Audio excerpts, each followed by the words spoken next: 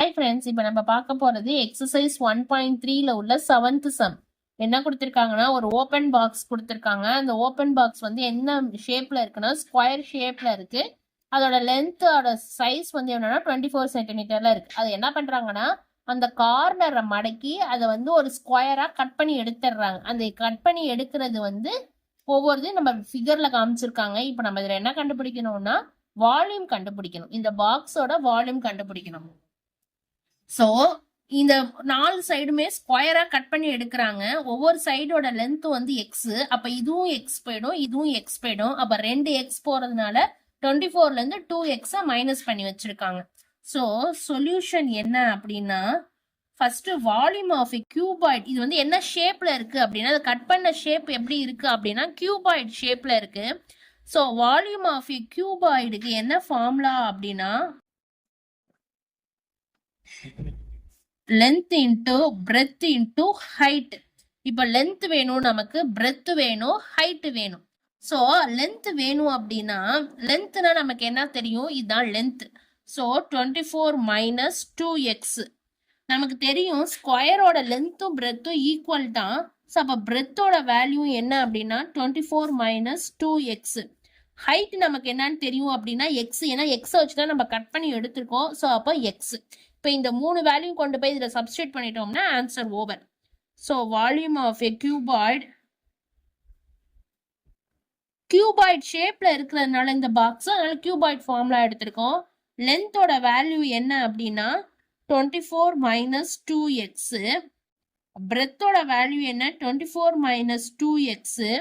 எக்ஸோட value ஹைட்டோட value X. இப்போ எல்லாத்தையும் நம்ம என்ன பண்ண போறோம்னா மல்டிப்ளை பண்ணி நம்ம சிம்பிளிஃபை பண்ண போறோம். ஸோ இது 2 டைம்ஸ் இருக்கிறதுனால நான் இப்படி போட்டுக்கிறேன். 24 minus 2x the whole square into x. இதுக்கு நமக்கு தெரியுமா a minus b the whole square. Formula என்ன, a square plus b square minus 2ab. So இந்த ஃபார்முலாவை அப்ளை பண்ணிக்கலாம். 24 பிங்கிற பிளேஸ்ல என்ன இருக்கு 2x. இந்த ஃபார்முலாவில் இதில் அப்ளை பண்ணிக்க போறோம். That is equal to a square. So 24 square plus b square.